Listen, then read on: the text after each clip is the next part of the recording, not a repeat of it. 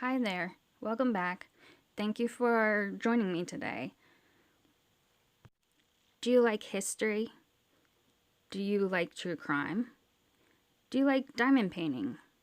Well, guess what? You are in the right place. Today we are going to talk about the story of Queen Mary Tudor, aka Bloody Mary. So sit back and let's take a trip back to the 16th century. On a dark, stormy, windy night, I'm just playing. I don't know if it was dark and windy in February of 15 something. Our story actually begins on February 18th, 1516, when a precious baby girl was placed into the arms of King Henry VIII and Catherine of Aragon. They named this baby Mary, and she was baptized as a Catholic, and she was a devout follower all her life. Pay attention to that part. She was tutored by her mom and different scholars. She had the best education that a woman could have back then. And King Henry VIII named her Princess of Wales in 1525 and sent. I just had a bunch of this recorded and I realized that I never hit the record button. Silly me. Anyway, she was sent to live on the Welsh border. When it was apparent that Mary's mother, Catherine, was not going to provide a male heir, King Henry VIII decided to divorce her, and we're not going to get into that. And he married Anne Boleyn. When Anne gave birth to Elizabeth, Mary was demoted from princess, and she was demoted from her household as well, and she was forced to be a lady-in-waiting to the infant Elizabeth, and eventually forced to say that she was illegitimate. King Henry VIII ended up having a son, King Edward VI, and upon Henry's death, he left the official order of succession to Edward, Mary, then Elizabeth. As I said in the previous video, King Edward changed the order of succession to have Lady Jane Grey next in line due to religious conflicts. Edward died in 1553, and Jane was put into reign. Mary had her own succession strategy planned, though. Proclamations were printed, and she assembled a military force in her Norfolk estates. She was also in favor with the people who wanted to see a Tudor back on the throne.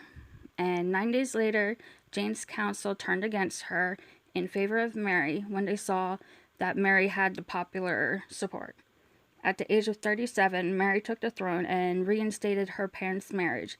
She also worked to restore England to Catholicism. Sorry about that. In 1554, she announced her intention to marry Prince Philip of Spain. This did not go over well with the people of England for religious reasons. Mary went on with her plans anyway, and that turned out to be a very bad plan. The marriage was very troubled, and Prince Philip found her very ugly and spent most of his time away. However, twice she announced she was pregnant and went into seclusion, but no child was ever produced. This was also when she had a phantom pregnancy, which is a whole nother story in itself, but very interesting, and you should check it out in one of the links below. Now here is where she became known as Bloody Mary. In 1555, she revised England's hearsay laws and began burning Protestant offenders at the stake. She started with her father's longtime friend, the Archbishop of Canterbury. Over 300 convicted heretics were burned at the stake. Also, some 800 fled to Protestant strongholds in Germany and Geneva. Oh, sorry guys, my mouth is like super dry right now. Anyway, from what I read, this was standard practice for the period. However, I don't care what period it is. That's just wrong. You don't prosecute someone for having different religious beliefs, in my opinion. That's just my opinion. It's cool if you believe something else, but I just don't believe that. Anyway, Mary died November 17th, 1558, during an influenza epidemic, or she possibly died from cancer. No one really seems to know. She left the crown to her younger half-sister, Elizabeth. And that is the conclusion of our little story. I hope you enjoyed it, or at least a little bit of it. So what project are you working on right now?